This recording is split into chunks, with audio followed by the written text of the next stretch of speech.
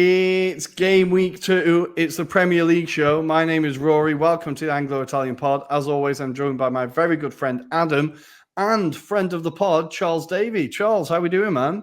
Hello. Yeah, I'm good. I'm flying high in the Premier League, so this is just about the right time to be chatting to me, I reckon. How are you both doing? I'm not bad. Adam, how you doing, man?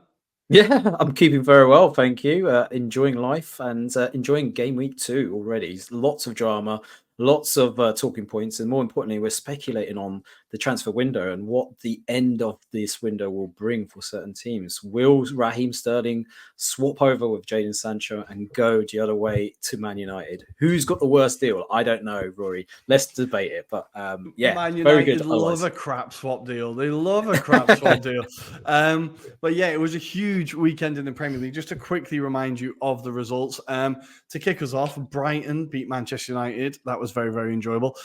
Tottenham battered Everton. We'll be talking about that a little bit more, and not just the scenes at Euston Station.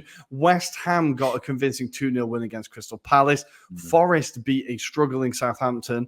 Fulham got a massive 2-1 win against Leicester City. The Arsenal boys delivering the win for them there. Ipswich Town had a bit of hope as they took the lead against Manchester City, but then Haaland turned up, finished 4-1. No surprises there. Arsenal got a huge win away at Villa Park against Unai Emery. Newcastle got a controversial draw against Bournemouth.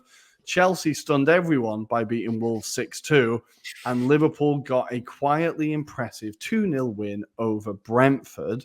We're going to take a very quick break. And when we come back, we are going to be looking at all of the Premier League matches, starting off with Noni Madueke and the chaos at Chelsea. And we are back, and we are going to be debating and talking about our beloved Chelsea. It's the first time again that we have them in this slot. And we'll start off by talking about that result, Rory. 6-2. Incredible result against this Wolves side. I don't think personally we should read too much into it because I think Wolves played into Chelsea's hands. But if we kind of talk about the actual game itself, is there kind of signs, maybe from your point of view, Rory, that kind of indicate that maybe this Chelsea side are potentially going to be starting to deliver something and maybe a bit of a challenge for that top half of the Premier League? I think there's promising signs in the fact that Maresca has clearly figured out how to use Cole Palmer, right? He's clearly realised, like anyone could realise, that everything needs to be built around that man. What concerns me with this is the fact that Noni Madueke was fairly openly on the market last week, and they were talking about how they were quite happy to sell him. And then he comes in and scores a hat-trick. So this week, maybe he's not for sale. And I think this is where, if you're a Chelsea fan, any moments of brilliance like this or any moments of promise, you're not sure how long it's going to last because you're not sure if the decision makers upstairs are going to continue or they're going to get distracted by the next shiny young Brazilian and they're going to bring him in instead of insisting with the players they already have. Like, Charles, I don't know how you feel about like Madueke. For me, I remember the game at the Emirates last year when we battered Chelsea, but he was the one player who looked fairly threatening, exciting. And I thought this is a player they should be building or that, like really focusing on and making this guy a key player, right? It was an incredible performance from him, incredible hat-trick. But do you trust Chelsea to build on this? Yeah, I do actually. I'm in one of the rare camps that I think Chelsea are going to do quite well this season. And I know it's not the normal dialogue and certainly not from an Arsenal fan to say, Chelsea will come good. But I think they do have enough talent, certainly in the attacking part of the pitch, where they should be getting results like this. Do I think Noni Madueke is going to be the person who gets the games? I don't know. I thought it was really fascinating what Maresca said about having 20-odd players or whatever that he trains with, and the other 20 can have contracts as long as they like. He doesn't care. They train elsewhere. I still haven't worked out who's in which camp, which is kind of like part of the fun, right? But no, Madueke is good. He's clearly a talented young player who's taken maybe a more modern path, which is proven to be quite useful for a lot of players, which is go to Europe, get some game time in different leagues, come back to the Premier League, and he's just pure potential, right? There's nothing to say why he shouldn't get into the international setup and why he shouldn't be kind of set in the Premier League alight alongside the likes of Cole Palmer. Do I think they're going to kick on? Yeah, I think so. I predicted them 5th at the start of the season, which was higher than a lot of people did. And my logic on it was we live in a world now where I don't know, maybe 8 or 9 teams in the Premier League are like light years ahead of 8 or 9 at the bottom, to the point that it's almost boring, right? Like, who's going down? The same teams who came up, right? And that probably is going to be true. So I think Chelsea will find themselves in that top 8 or 9 rather than that bottom 8 or 9, which they have done for the last couple of seasons, right? But I don't know. I feel some of the players that I thought would be kicking on haven't kicked on, but Neto picked up an assist, I think, in this game. Maybe it's his turn to kind of get in on the party. I was really surprised by João Felix. I don't know how you guys feel about him. Yeah, it was a kind of odd signing because obviously his loan spell wasn't particularly successful when he came in at first, getting sent off on his debut, and it kind of didn't really get much better from there. Yeah. I feel like he's a player, obviously, that if you can get him switched on, if you can get his head in gear, he feels like he's at home. Obviously, he's had such a turbulent time since he came from Portugal to Atleti, and that was never the right move anyway. It always felt like a bad mix, him and Simeone, and then Barcelona are a shit show, so going there isn't going to be any fun either. So I think if you finally get him at home and get him settled, there is clearly a very talented player there. It's just obviously everything about Chelsea screams not settled. So you're throwing in a player who's already been fairly chaotic and had a fairly chaotic career into quite a chaotic environment. It's a very nice finish. It was a good impact off the bench. You're right, attacking wise, they've got all the talent in the world. You look at that front six, even with like Lavia, Caicedo, like on paper, it looks fantastic. What worries me as much as I worry about Chelsea is that the midfield looks better on paper than it does on the pitch. Wolves still managed to get through them far too easily. Wolves still managed to score 2 goals, and in the first half, probably edged it in the first half. It was the second half very much where they kind of collapsed and, as Adam said, fell into Chelsea's hands a little bit. But Adam, it is very much, it's the goalkeeper, it's the defense and the midfield that need fixing at Chelsea, right? There's still, as much as 6 goals looks fantastic, for me, it's papering over a million different cracks. Yeah, certainly. I think there's a lot of issues at Chelsea still. Maresca's still going to have to find a formula that works with that group of players. And I appreciate, he's kind of put his kind of sentiments on the ground. He's saying that there's only a certain amount of players that he will kind of bring into this team and maybe put his full trust behind him. I think the question mark is who can they attract in the next few days that will kind of give them the edge for the rest of the season. And I appreciate it's a big ask to kind of put that on the shoulder of some of these players that potentially will come through the door. But yeah, I think to Charles's point, there are some exciting points about this squad. I think Neto, we alluded to it in our first pod when we were reviewing game week 1, and he gives that kind of balance to that team. He reminds us of the old traditional Chelsea wingers where they kind of take on their man, not scared to be more direct. And I think that's what potentially they've been missing, is someone that's a bit more direct and a bit more composure about them. And certainly it'd be interesting to see if he can kind of last the duration of the season, because I think that's always been a criticism about him, is his injury history as well. But yeah, I'm still unsure about the balance in terms of that midfield central players mix. Lavia, I thought, was impressive in that first game, even against Man City, for example. Caicedo had a better game against Wolves, but I think part of that was to do with the high press and the fact that they took advantage of individual mistakes from Wolves. They've not been comfortable with the kind of formation that they've been playing at Wolves. They were with a back 5, they've changed to a back 4, and unfortunately they've got quite an attacking kind of midfield / wing backs, which means they're always going to be exploited at the back. And unfortunately, against the quality of Chelsea, that was really shown on the day. But you're right to allude to the fact that also they had a lot of goal creation in that first half alone, between Cunha and Braut Larsen, who I think is potentially a player to keep an eye out on. He was very clever in terms of his style of football. So it'll be fascinating to see how Chelsea kind of transition. But you're right to allude to, I don't think goalie wise or even central defense wise, they've really got the players to stand up and maybe of this squad. So let's wait and see, but certainly interesting times for Chelsea, Rory. It's always interesting down at the bridge, right? It's always interesting there. I think it's Could I one of the things you just said on there, Adam, was how Wolves set up and how they're kind of prone to being in a bit of a bad way at the back, although they do get their attacking chances. I just thought I wanted to take this time to speak to the 250,000 people from Wolverhampton to tell them that I've really enjoyed seeing them in the Premier League, but I genuinely think they're getting relegated this season. So if you're listening into this and you are from Wolverhampton, thank you for your time. But I think my game 1 week prediction was that Wolves would go down, and when they came to the Emirates, they looked pretty average. And if you lose 6-2 to Chelsea, is it about Chelsea coming back, or are you a terrible side? Like, who ships 6 goals to Chelsea nowadays? So apologies to people from Wolverhampton. You have been a good sport, but you're going down.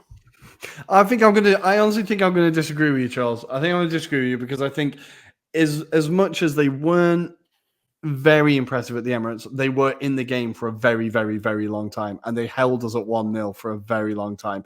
They did manage, they were very solid. I think Mosquera, as much as he's a mental bastard, is a very, very solid defender. I think there are building blocks there. What concerns me for Wolves is the fact that they've sold Kilman, right, who was arguably their best footballer, all-round footballer. We saw him against Palace, right? I'm going to talk about that later. And they've not reinvested in that squad, right? So they've not built the team more and kind of put that money back in. I do think they've got enough to stay up. I think there's definitely 3 worse teams in the league this year. I think this is one of those where the game just kind of got away from them. It got out of their hands, and before they knew, it was interesting because Ait Nouri is a player that I really rate, right? But he's a winger. I don't think he's a defender.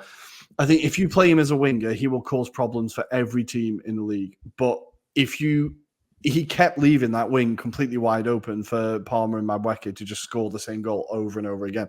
So I think there's lessons to be learned there, but I think Wolves, I think they'll be okay. I think the first half against Chelsea and how long they stayed in the game against us, there's enough quality there that they'll stay up. But I'll admit, conceding 6 to Chelsea does not look good on paper. So for Gary O'Neill, he looked less than impressed after the game, obviously. But in the first half, they did okay. But do you think he needs to learn to adapt a bit more tactically here, or do you think he's just being hamstrung by the fact that there has been zero investment in that team whilst his best players have been sold? Yeah, I think there's a question to say there's an element of both that feed into the answer. I think there's been a little bit of criticism towards O'Neill and his tactics, and maybe it's just awareness of how the game is processing. And there's been times where I think that's been very much evident towards the last part of that season last year anyway, where I think there's that element that he's kind of changing his methodology. With the squad, he kind of set up to be counter-attacking in the first half of the season. Then I suppose once they got to a point where they were definitely at a point of survival, they kind of dropped that in favor of maybe being a bit more expansive with the type of players. This season it's been interesting kind of reading between the lines in terms of the way the Wolves supporters kind of see this kind of group of players, I suppose, developing. And at the moment, it's not easy when you look at the line of fixtures that they've got lined up for the next few games, and you kind of see that how they kind of played. There's promising signs, but at the same time, they're just too expansive, and it almost feels like they have to go back to basics. But as you allude to, they've raised about £90 million in the likes of Neto, for example, and Max Kilman, and they haven't really invested that back into the squad. And that is the worry for Wolves, I suppose, is that the fact that they keep on selling players to balance the books in some respects, but they're not kind of investing into that kind of next production line of players that they see maybe helping them. And I suppose recently they've just been beaten to the likes of Darren O'Dea to Ipswich. That's a direct rival of yours. And I think he's a player that they desperately needed with a bit of pace and composure at the back. And to lose that to one of your rivals is kind of a big thing for Wolves. And it's going to be interesting the next few days if they can bring someone in, because otherwise you rely on someone like Craig Dawson, who, with all the due respect to him, he's got the experience and the nous. However, he hasn't got the legs necessarily to cope with the kind of standards of the Premier League. You need someone that's a bit more assured on their feet. And unfortunately, they're putting their trust in the likes of Totti, for example, who probably have got the legs and are still developing their game. But unfortunately, again, like I alluded to in the first bit, you've got attacking fullbacks, which means they're always going to be exploited. So it really stretches that defence. And I suppose there's also question marks in front of them in lights of, for example, Gomez and Lamina, in terms of how much they can fill those gaps as well when they're kind of coming back. So huge respect to O'Neill in terms of what he achieved last season, but I think there is question marks about how he develops this squad, and maybe he does need to change the fundamentals of how they approach it going forward, Rory. I still think there's enough talent in that front line. If you look at Hwang, Cunha, and I was impressed with Strand Larsen against Arsenal as well. He made David Raya pull off a world-class save that would have put them 1-0 up. I think I put it on Twitter, I think they may, touch wood, have finally found their replacement for Jimenez in terms of that physical striker who looks like a threat, able to find space. Really, really excited by him. But Chelsea, incredible win. But I see it as more of a flash in the pan than a trend. I'll be honest. Let's move on with the next game. And Charles, I'm going to go to you. We're going to talk about Hertzler and Brighton and Manchester United losing in the final minute. I apologise, any United fans, but there are very few pleasures in life greater than Manchester United losing a game in the 95th minute. I really, really, really enjoy it. But let's talk about Brighton. Let's talk about Hertzler. Did you know he's only 31 years old? I don't know if anyone's heard it, but he was 9 years old when Milner made his Premier League debut, just like breaking news. But he's had an incredible start so far, right? Yeah, he looks like another off the conveyor belt of unknown talent that's actually quite talented, which is fantastic. On a personal level, I was livid with this result. And that's, again, another strange thing to say as an Arsenal fan, because obviously everyone loves seeing United lose. Other friends of the show, Board Draw, allowed me to come on last week to predict some scores for them. They have a new section called Board Draw Fives. It's a classic. I'm sure I'll see you there at some stage. And I said Man United would win 2-1 against Brighton in an undeserving way. And what Joshua Zirkzee was doing, I'm not quite sure, but I feel livid. There was 1-1 with like 20 minutes to go, and I thought United had scored, but they hadn't. But no, back to Brighton. I think they're well set up. They're well drilled. I'm really excited for next weekend, actually. It's Arsenal at home to Brighton, which will be a clash of the Titans for the 24-25 season. He's just good, isn't he? He's measured. It's hard after 2 games to say whether a team have gelled and got it all right, but Brighton they just always look energetic. And I thought when De Zerbi left, they might lose some of that. I thought there were going to be some issues around getting the best out of players who, let's be honest, are greater as a team than they are as individuals. But yeah, I was really impressed by them. Everyone's favourite FPL pick, except for me, apparently, João Pedro. If he can finally get a bit of form, he looks sharp. And Danny Welbeck, who knew? That guy Welbs. He's awesome. He got his 100th club goal against United. How poetic. What did you make of it? He's now the ex-United player to score the most times against Manchester United, which I absolutely love, because a fair few of them have been for Arsenal as well. That's absolutely love Welbeck. I love that he's having a bit of a renaissance at Brighton. But Adam, also the business they've done this summer, they are my favourite football manager team. They've just brought in Ferdi Kadioglu from the Turkish league. Yep. They've brought in Matt O'Reilly, who isn't Scottish or Irish, but Danish, which kind of blew my mind. But they're slowly building this incredible squad, and they all fit in so smoothly. Like, this signing from Newcastle, getting Minte from Newcastle, I think is an absolute masterstroke in terms of, we know you need to fit FFP, but we're going to take your brightest prospect off you. He's been outstanding. There's something beautiful, by the way, about the pronunciation of his name. It just sounds incredibly northern. Minte. Hey, Minte, get proper to Minte. And he's been fantastic. But it's, as Charles was saying, Adam, it's just so seamless. Everybody knows their job. The football style just continues. The philosophy continues. Yeah. It got a bit sour under De Zerbi at the end as well, right? So he's done really well for it. Just to be so seamless. Yeah, and that's suppose credit to Brighton and their philosophy. Even when there is rumours about their players, they already seem to have a ready-made replacement, and that's the thing that they seem to get right. Even this summer, in fairness, they did sell a few of those potential players on, and when you lose a player like Pascal Gross, I kind of thought the worst for Brighton. I thought, not too sure about that one, but actually they seem to have done quite well. Now, on that note, Matt O'Reilly has unfortunately sustained an injury tonight in the Carabao Cup, which doesn't look too great from what I can see already, which would be a real disappointment for him, given that Billy Gilmour has by all accounts, signed for Napoli as well. And he was a player that played against Man United for the duration of that. So that could cause a few problems ahead of that match against Arsenal, maybe some high hopes for Arsenal's fan base. But I mean, yeah, seamless in terms of how Brighton have transitioned from that De Zerbi era. Now, obviously, Hertzler, it feels like, it's smooth, but it would be interesting now in terms of when it gets a bit more gritty in terms of, reduced in terms of personnel. How does he react? They've brought in a few players like Rutter. It'll be interesting to see how he kind of pushes on from the Championship into the Premier League. We've got the likes of Solly March still to come back in terms of this team, so won't be back until October by all accounts. But again, he'll be one that sort of seamlessly introduces himself and feels like a brand new transfer essentially to the club.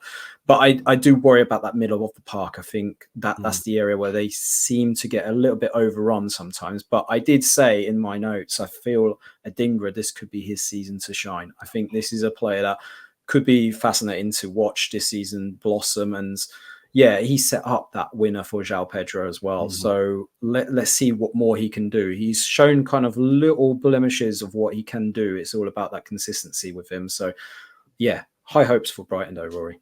And they've still got the world's greatest number 9 in Evan Ferguson to come back at some point, right? We still need him to come back. We need him for the international break, I'll tell you that. But let's go from the seamless, perfect philosophy and everything worked out perfectly to the complete opposite of Manchester United, who are still struggling to find a philosophy and cannot defend the back post. Charles, before we even just go defensively, what I found utterly baffling about this performance was the fact that none of the attackers seemed to have met each other before, seen each other, knew which way to run, who was on their team. It was all so disjointed. It feels like, now I know they're playing without a striker, right? Because Højlund's injured, so they're kind of doing that Fernandez false 9, Mason Mount false 9 kind of vibe, whatever that was. Didn't really work. But when you've got wingers like Rashford and Diallo, who I think are both obviously very talented players, it was just so disjointed and nobody was willing to step up and take responsibility. It felt like there's a clip of Rashford where he's got the whole field open and he just cuts back in and just retains possession. Why do you think it's so disjointed? This is his 3rd season now. Yeah, I think Man United they've really struggled to get the middle of the park sorted for years now, and people blame it on different players. And it seems whoever they bring in isn't quite at the grade they need or doesn't quite dictate the game how they wanted it to. And if I think about someone like Mason Mount, he's just a waste man, isn't he? I don't know what he's doing nowadays. He's not very good at football, but he clearly is good at football. So something's gone wrong there. I'm going to be a little bit kind of selfish for a second and just put my Scottish hat on. Just hearing Billy Gilmour going to Napoli and thinking, oh yeah, Scott McTominay's going to Napoli. Oh yeah, the McSyria is alive and kicking. It's alive and well. Shea Adams this weekend tearing it up as well. Absolute bagsman.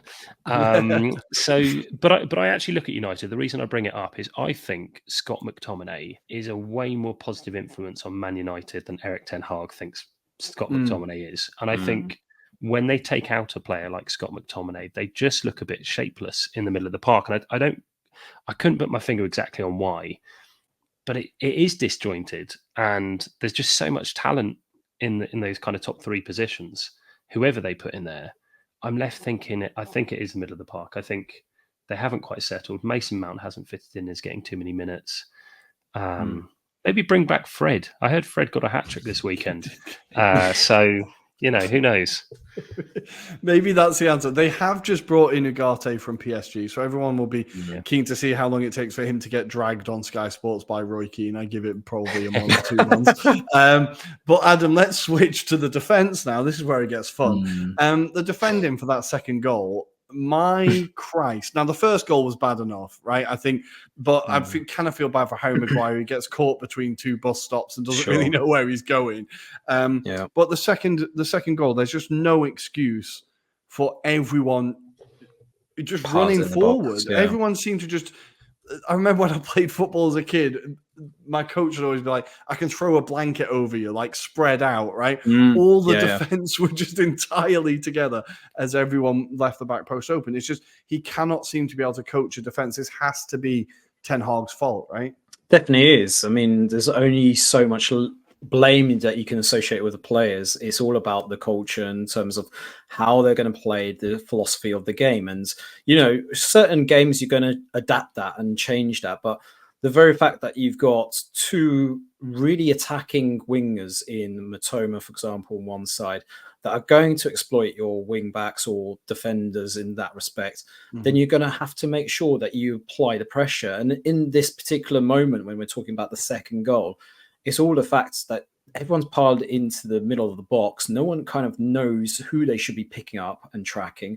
And it's De Ligt that plays on João Pedro at the back post. And as you rightly allude to, there's no one picking up João Pedro. So that all goes down to the fact that they don't know their roles. And as even with the first goal, Maguire should be clearing that from the first cross that gets put through. Now, he doesn't do that. But on the second kind of overlay, he doesn't close in to kind of, I suppose, attack that front post. And that's something as a central defender you're always told is make sure you kind of attack that front post and clear it. It doesn't matter where it goes. As long as you attack it and clear it, that's all you've got to do as a central back. And I suppose that's what they need to do is strip it back to the basics. And I feel with Ten Hag, and I spoke to obviously our friend Dale Tevik last week, and he wasn't concerned about the fact that there wasn't a style of football or the philosophy. I think there needs to be question marks towards Ten Hag in terms of you've had almost 3 seasons now.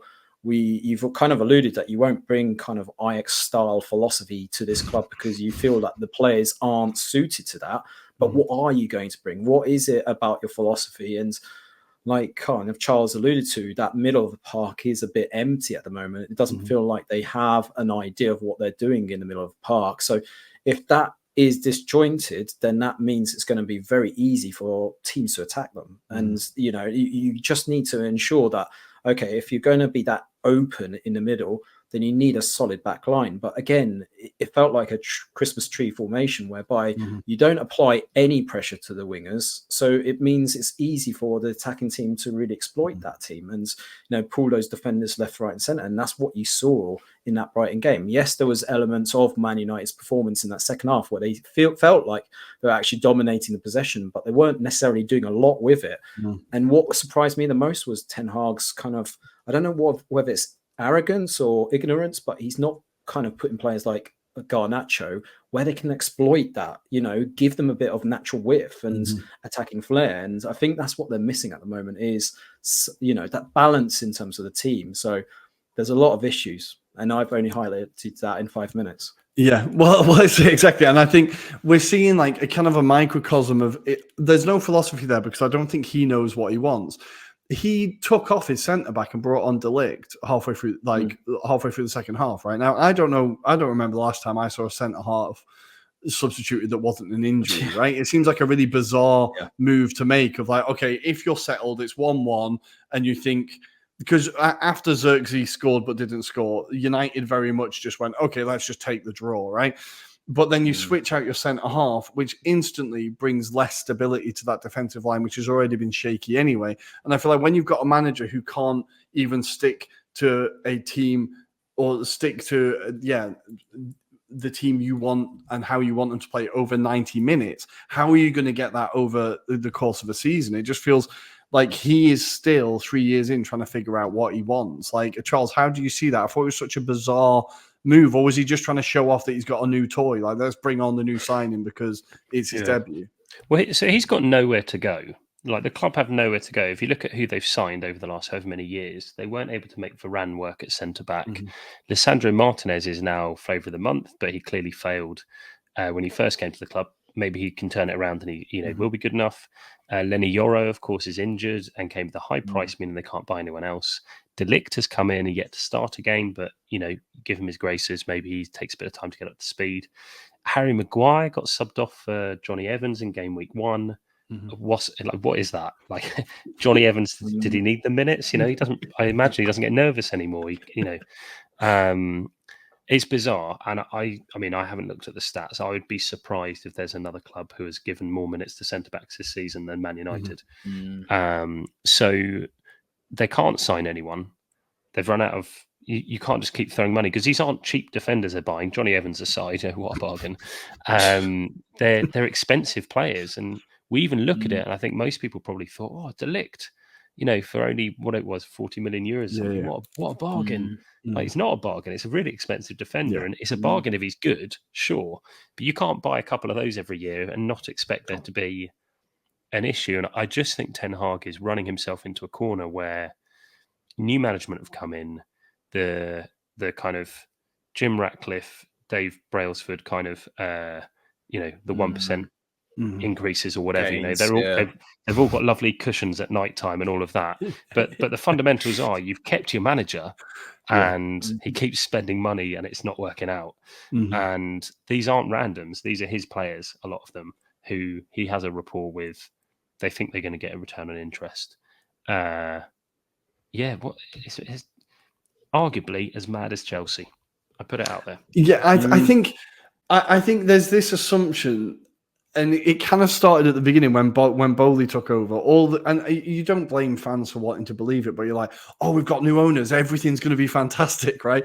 And then after a couple of weeks, you're like, Chelsea fans are like, holy shit, what the hell's going on? I feel like there's still this belief in like people reporting around United, or that everything is just automatically better now because the Glazers aren't in control. And it's like, well, no, wait. Talk to the staff behind the scenes who are all fucking miserable, and they've just had their lunch taken off them, and they've had their lunch breaks cut or whatever. All these, like, their management techniques are horrible to the non-playing staff, right? Really fucking brutal stuff. Every interview he does is a PR disaster because he comes across as how you would expect a billionaire to come across, right? And then their transfer policy hasn't really changed. Like, every player that comes in, the only thing I can see is they're a bit younger.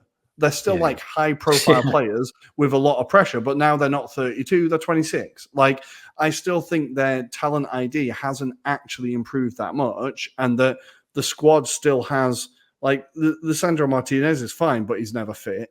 Like, Lenny Yoro, they signed and they knew he was carrying an injury, right? And then they just made it worse.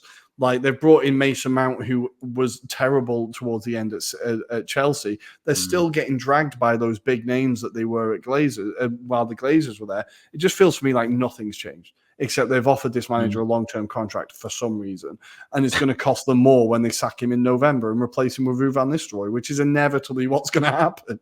Like, that is not good management of any business, but people just assume that because they're new, they're good. I don't understand it, honestly. I think nothing's changed at that club, and they still can't get rid of Rashford, can't get a tune out of him.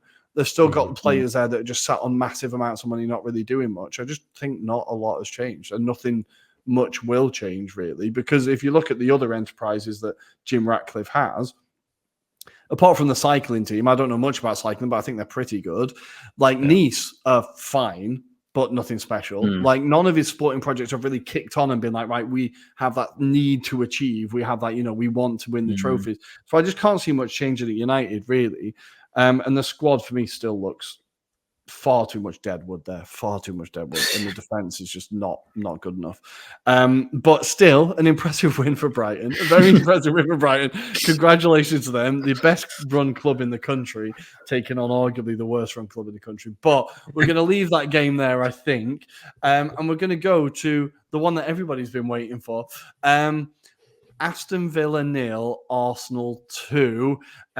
Yes, Villa fans, you did win when it counted, but revenge is still bloody sweet. And seeing Martinez pissed off at the end of the game is enough to cheer me up any day of the week.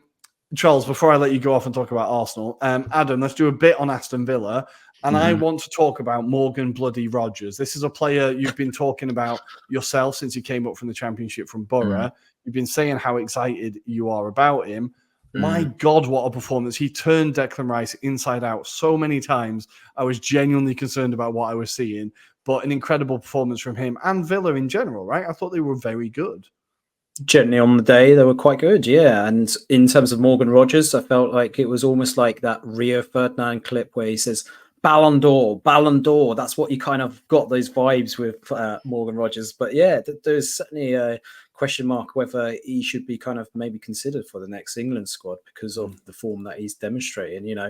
Whether he fits the system is another question mark there. But certainly Unai Emery's getting the best out of him. And I think Aston Villa are starting to slowly push on again, but I suppose the burden is on Ollie Watkins to deliver, and he had 2 shockers in particular for this match. Now, appreciate the first one, there's a worldie from Raya, for example, but yeah, that second one where he should just tap it into the corner of Raya's net, you kind of expecting him to do more. So, yeah, it's imperative for him to get a goal soon, because I think there's going to be huge pressure on him, but also for Villa in terms of that they are reliant on him. If he doesn't score, they seem to struggle generally in terms of their matches. I did feel on occasions, though, they got undone by Arsenal in those 2 moments. After they scored the first one through Trossard as well, they seem to fall apart. And I wonder if, obviously, the influence of losing someone like Douglas Luiz last season, who I think was imperative in terms of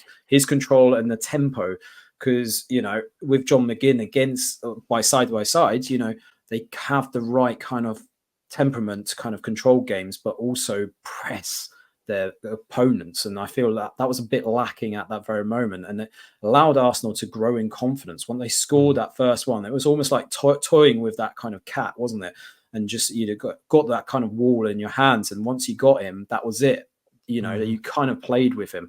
And I felt like Villa lost a bit of composure. I mean, element as well, maybe Matty Cash in terms of that injury in the first half, maybe played a part. But otherwise, I felt like that was a very critical moment in the match. Once they conceded, they seemed to lose the concentration. They didn't know what they were doing at that very moment. And fair play to Arsenal, they kind of carried on in the same vein and they got joys out of it at the end. So yeah, maybe a bit of concern towards the end, but still you expect Aston Villa to kind of brush this result to the side and potentially push on, Rory. So not overly concerned, but I think, the burden is really much on Watkins this season. Yeah, that was my overriding thing. Was they frustrated us the entire game. Defensively, they set up perfectly, just made sure there was no line-breaking passes available for us. Thomas Partey was just fannying about on the ball for so long, so many times, and we were just passing across our centre-backs for hours. I was like, as I was watching, this game is only interesting for people emotionally invested in this game, because otherwise it would be terrible. But I think that is their credit. And Arsenal did the same when Villa had the ball. It was very much a chess match. We're just flat 4-4-2. We're going to defend everything. There's no lines here, no gaps. So I thought Villa did that really well. But Arteta and Arsenal clearly learned lessons from last year and didn't leave that space for Villa to run into, where they punished us so often last year. I feel like Gabriel didn't have his greatest game, but Saliba was just absolutely outstanding. But I feel like, we managed to keep Leon Bailey quiet, which is a big thing about not having, as much as I love Zinchenko, not having Zinchenko on that left flank meant Bailey had a very, very quiet game, which was good for us. But I think Villa off the ball were very, very good. For 90% of the game. It's just, as you said, when Watkins doesn't score, you don't know who else is going to have the teeth there. Like, Duran has got a pretty good record off the bench. I think he's level with Trossard on goals off the bench since he's joined the league. But even when he came on, it didn't really feel like they were getting that impact that they need. So maybe that's a spot they need to address. But Charles, for Arsenal even, not impressive, but we got a win. So do we care? I care. I like 3 points. Thank you. I thought it was a mature performance from Arsenal. I think it's a weird thing, isn't it? I talk about the other teams and I'm like, 2 games in, you can start saying Brighton are good and Man United are terrible, whatever. And then with Arsenal, I say, a bit rusty. We're just getting up to speed. It's fine. But I suppose every team can say that. I thought... when I look at Aston Villa, I don't think they can get any better than last season. And that's not because they don't have great players and great people around the club, but I think they overachieved last year. They were at the best versions of themselves. Okay. They played really good football, and that is hard to sustain year on year. And that doesn't mean that you're suddenly a bad side or things have gone wrong, but those little 50-50 moments where it does go in your favour and Watkins ends up with just ridiculous stats last year, it's out of character for his profile to be as good as he was last season.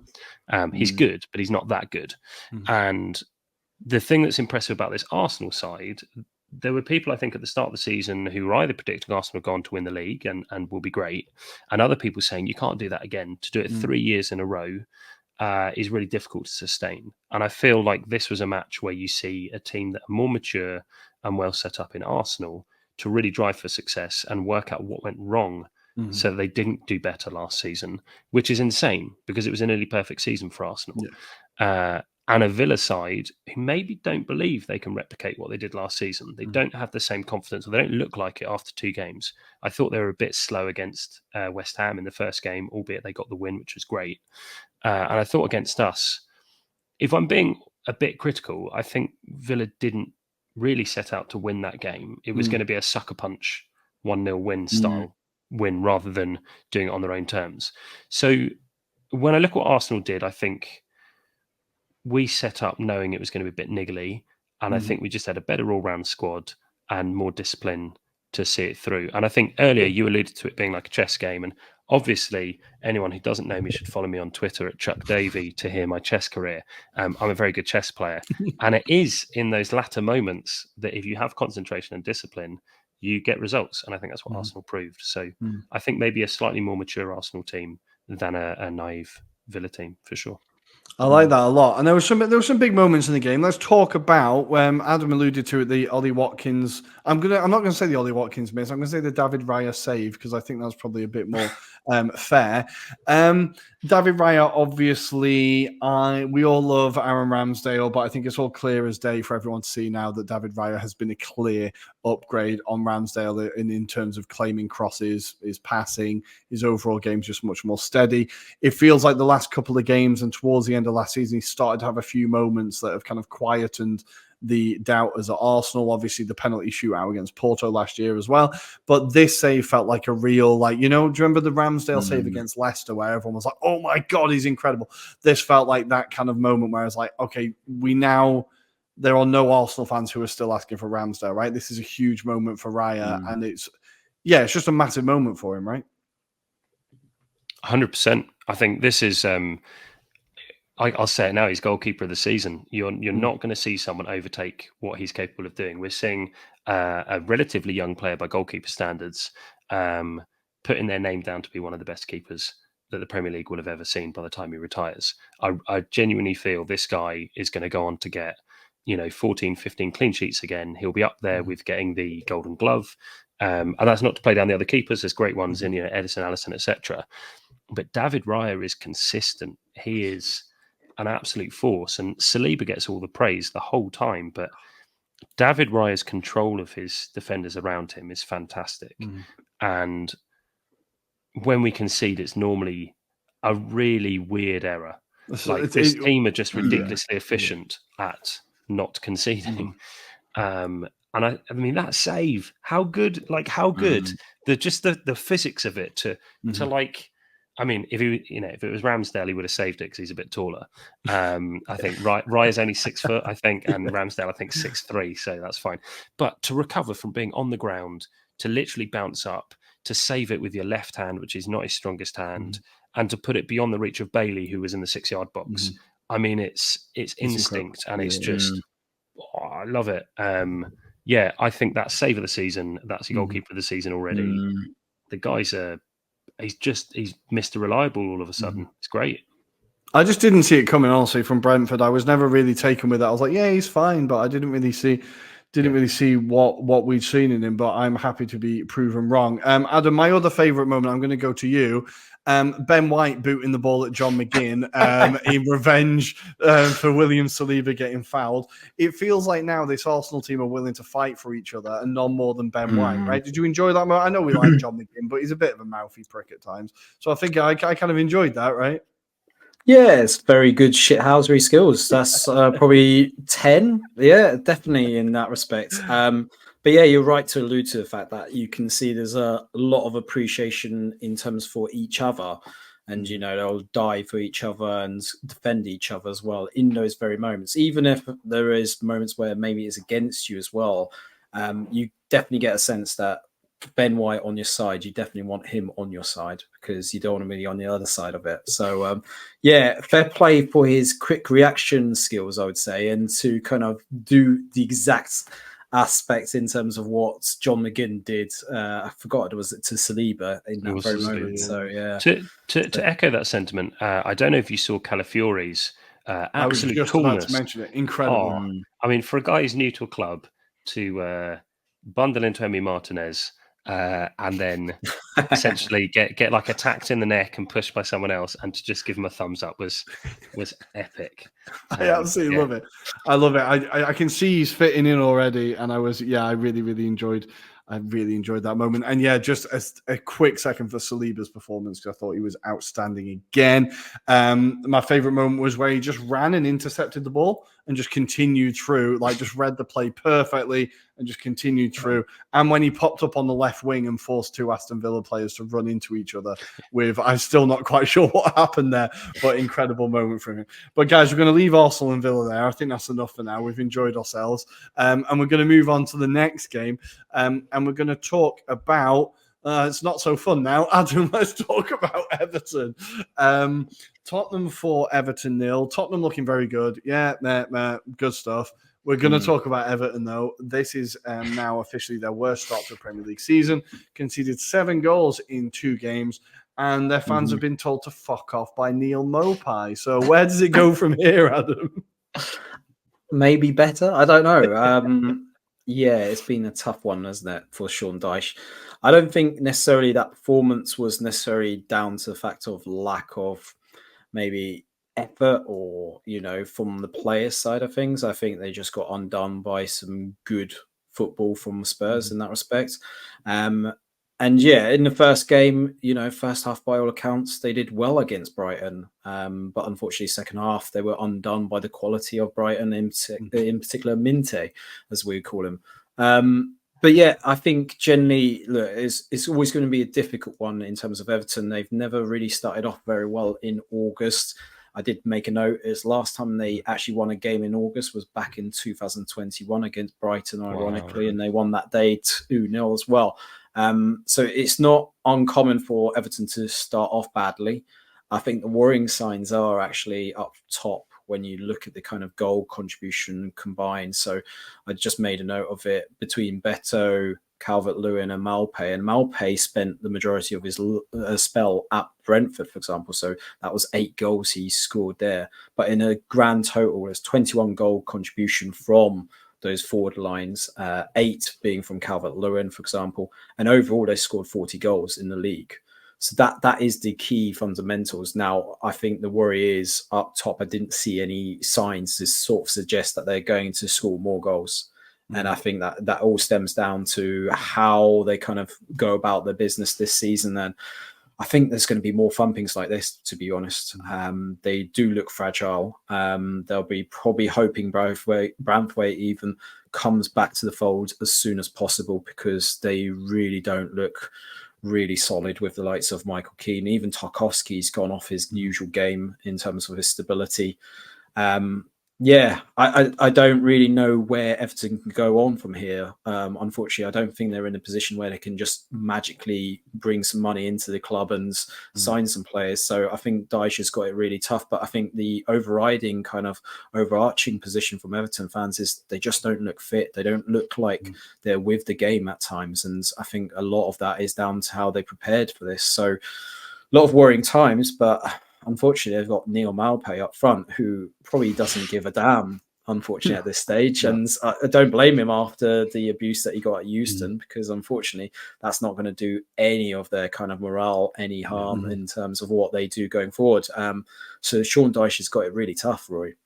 Yeah, it's a pretty toxic start to the season, right? But you have to worry about the sanity of any grown man who decides to stand and hurl abuse at other adults in a train station. You have to, the same kind of person who chases bloody prison trucks coming out of court. Like, you have to worry about their sanity. But I think it's quite clear it's very, very toxic around there. But I think you have to sympathise with the fans a little bit, that this has been like.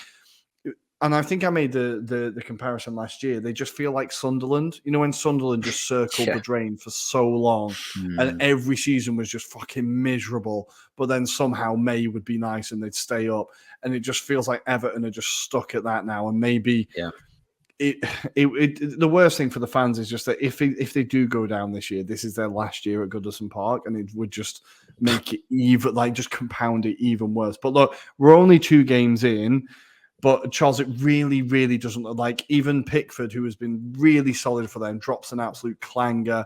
Like it feels like just nothing's going right at the minute on the field, right? Yeah, for sure. Now, look, I'm a compassionate person, and actually, my Everton highlight of the week was BT Sport have been running a nice campaign to help with the pronunciation of players and managers in the footballing world, so everyone feels content. And my favourite part, actually, and Adam, I need to pull you up on this. It's not Dyche, Sean Dyche. Is how he does it, and just hearing it was really too woke, right? Yeah, exactly.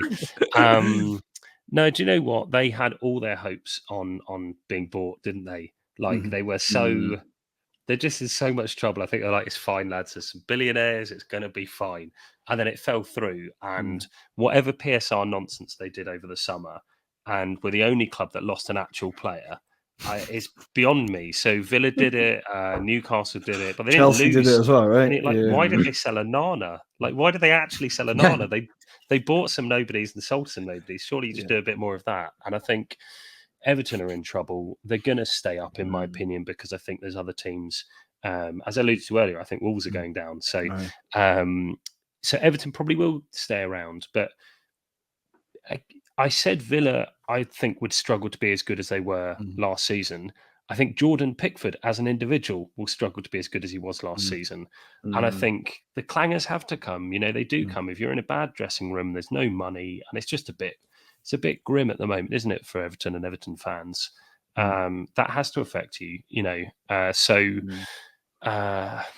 Yeah, not fun being an Everton fan. Would I stand by a bus station and shout at them? Maybe not.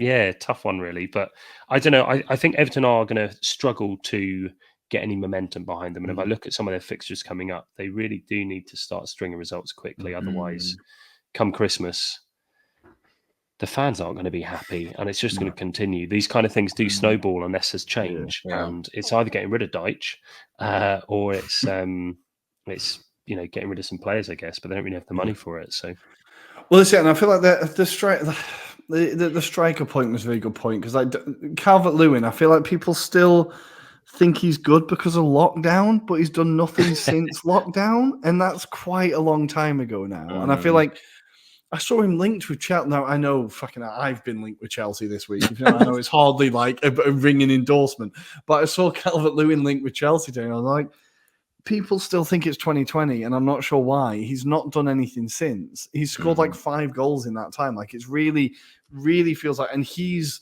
their one decent striker that you would say, okay, that's someone to hang your hat on. But still, his goal record is atrocious. And you just think, and that's before you even get to his fitness record, where he's barely ever fit to play. It just feels like that kind of sums up as well. Like when you've got that your marquee player is someone who's either not available or just not quite with it. He doesn't play long enough to get into the groove to reach his potential or whatever. It just feels like it sums up Everton totally at the minute. Yeah, it's going to be a long season for them. It's going to be a super long season for them, and I just feel sorry for their fans, honestly. I just feel genuinely sorry for their fans because it just doesn't look fun at all.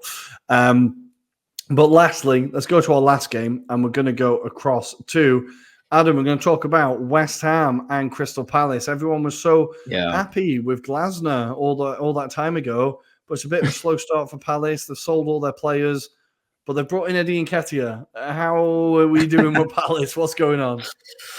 Yeah, it just doesn't feel like at the moment they've got the same rhythm as they had towards the back end of last season. And certainly, I think a lot of that is stemmed from the Olise sale. Unfortunately, inevitably, that has disrupted what kind of creativity they did have. And obviously, a lot of the burden is now towards Eberechi Eze.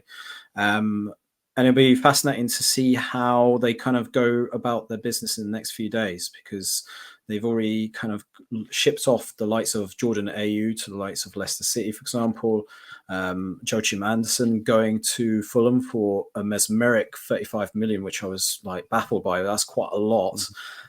So they've clearly got the funds in the bank now. It's just about how they can just go about and reinvest that. And now, obviously, 30 million going directly to Arsenal's pockets, but I don't know if that's necessarily enough in terms of what they need. And it feels like they're a bit short at the back, because you saw with the 2 goals, for example, and potentially on the wings, because that's where they seem to get a lot of that kind of joy in terms of West Ham. Max Kilman should not be able to get into a midfield position and then ping a delightful ball for what it was, but he shouldn't be in a position where he's able to easily do that. And I think that'll be to the disappointment of Oliver Glasner and the style of football that he implements, especially when you've got the likes of Daichi Kamada, who's supposed to be kind of controlling that area of the pitch as well. So I think there's going to be a lot of reevaluating in terms of how they approach it in the next few games. But certainly I think a lot of it will stem from the business they do over the next few days. But that shouldn't kind of put to the side. I mean, what a tremendous performance that was from West Ham perspective. That first goal in particular, Wan-Bissaka being able to run as much as he did into the box and show, I suppose, what he did at Crystal Palace. That was the kind of runs he was famous for. He never kind of replicated that at Man United, and it's joy to see him back to that kind of best, I suppose, and being able to kind of get that on the plate for Thomas Souček. And then obviously Jared Bowen with that second finish was incredible to finish that Max Kilman kind of pass as well. So full of credit to West Ham, because that was a good kind of smash and grab performance in some respects. But a lot of question marks about, I suppose, Palace, and maybe we've overestimated what they could achieve this season. It feels like inevitably we always have this about Crystal Palace. They always flatter to deceive. They've got elements about their team that feel like they should push on, but it's these kind of results that Crystal Palace fans are versed in that respect. They kind of see this happening every season, and it's a bit disappointing, right, Rory? Well, this is it. I see a lot of their fans, and like Charles, I see a lot of their fans just talking about, obviously their rivals are Brighton, right? And they spend so well and they recruit so well. And it just feels like Crystal Palace always miss the opportunity to invest in their teams. And they always now is the time. We've got a bit of momentum. Now take that push. And they just never quite time it right, or they're not brave enough to make that move, or I don't know what it is. But watching that game, it was very much just give the ball to Eze and then he'll figure it out. And then West Ham were just okay, well, we'll just close him down and make sure he can do nothing. Fine, all your attacking threat has gone, right? Odson Edouard has gone off the boil. Mateta, that was always a purple patch, right? He was never going to turn into the next Thierry Henry. We could all see that coming, right? But it's just, they can't quite. Now is the time for them to strike while the iron's hot and invest in this team, right? I don't know what I'm doing, Rory. I'm not cool enough, or they're not cool enough. I haven't worked it out. Everyone I think who is good at Crystal Palace is not, and everyone I think and the other way round. I like Celtic, and I Saw Edouard up in Scotland, and I was like, Arsenal need him. That was wrong. I looked at Ismaila Sarr coming from Marseille in the summer. I picked him as one of my top 5 fantasy football bargain picks, and Kamada's starting in front of him, and I'm like, what? I've lost it. And equally, if I'm honest, I'm probably the only person in football who doesn't think Eze is as good as Eze is, because he is obviously quite good. But there's a massive hype around him as though he is a player that will save a club. He is like the Jack Grealish at Villa. He's that to Crystal Palace, right? And obviously it was Elise, wasn't it? I mean, Eze is good. I don't want to play him down, but I don't think he's on the pedestal that people put him on. I don't think he's good enough to take a whole squad of mid-effort lads to European glory or wherever Palace want to be. I think Nketiah coming in is fantastic business for them. And obviously I'm an Arsenal fan, I'm biased, but what they need to be buying is players from successful clubs to bring not just football on the pitch, but a mentality to that squad that helps them believe more and get more out of taking their opportunities. Because I look at the way they set up, and at the back end of last season, it looked like Glasner had achieved unlocking whatever it was that was stopping them playing flowing football. But they look back to where they were before they signed him as a manager, if I'm honest. And I think someone like Nketiah coming in is a good use of funds. But if they get rid of Gay at the back, they've got rid of Anderson, who's, what a baller Anderson is as a defender. Yeah. He's a player you look back on in 15 years and everyone go, oh, do you remember Anderson? Oh, yeah, what a niche player. But he was good. And I don't know what I'm doing with Palace. They confuse me. And I thought they were going to be mid-table, 10th, 9th, 8th if they did well, which is a great season for a club like Palace. And that's not to play them down, but they're not backed by ridiculous billions of pounds, right? But now I do worry whether, Mateta isn't the one, is he? I don't know. Yeah, we'll see. Yeah, so it just needs a little bit of an upgrade across that squad. But very quickly, West Ham, very impressive performance. As you said, Wan-Bissaka, incredible. Kilman, what a pass, what a player. Can I say something about Kilman? So I'm very fortunate. I know 2 teachers who taught him at school, and they said he was rubbish. Not rubbish, but like, all right. One was a PE teacher, one was an English teacher. But he is... I think he's the reason that Wolves get relegated. I think he was that good in that side. Yeah. And I think he's going to be the reason why West Ham kick on. I think he just has a low-key aura about him. Yeah. And I remember when Kurt Zouma went to West Ham, I thought Kurt Zouma could be a player that stepped up and changed them, and he didn't.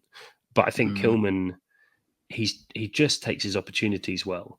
And whenever you get a player who's done very well at a young age at a small club, you wonder what their career trajectory is. You don't get, very rarely do you get the, 90 million centre-back move to Man United. But going to West Ham, they've paid big money, and he's looking great already. He looks like he's adding something to that team, and West Ham could do really well this season if they can just string it together. I thought they were good against Villa and didn't get a result. But yeah, this week, much better. Yeah. No, I think there's really promising signs there. We've been talking about their summer business is very impressive, and I think Kilman was just absolutely outstanding. Well, guys, I think that's everything for now. Really, we've hit the hour mark. So we don't want to take up too much of your time, and we will be back next episode to talk about all the transfer business and kind of reflect on all that, as well as reviewing all of the football action, of course. But just to very quickly take you through the fixtures coming up this weekend. So it starts on Saturday, the early kickoff as Arsenal host Brighton. That is 12:30 kickoff. We have Nottingham Forest hosting Wolves as the first of the 3 o'clock kickoffs, as Leicester City take on Aston Villa in a bit of a derby there, and Ipswich Town take on Fulham, Brentford host Southampton, and Everton host Bournemouth. In the late Saturday kickoff, we have West Ham taking on Man City. Then going to Sunday, Chelsea take on Crystal Palace, Newcastle take on Tottenham, and then the big one, Sunday afternoon, Manchester United versus Liverpool. What a banger of a weekend, guys. We will see you on the other side. Charles, when our viewers and listeners want to find you, where can they find you online? Enjoy me on all socials at Chuck Davey, and especially look out for my TikToks on Unbeaten FC to see which Premier League team will go the whole season unbeaten. I think this weekend's fixtures will knock out a further few teams. Beautiful. Adam, anything to say before we let these people go home? Just to check out our Serie A edition with Fede Varga as well. Great episode there, talking all of Serie A in Game Week 2 as well. Beautiful. Well, guys, thank you for joining us. We hope you enjoyed it. Hit the like and subscribe button down here. Even if you didn't, just do us a favor.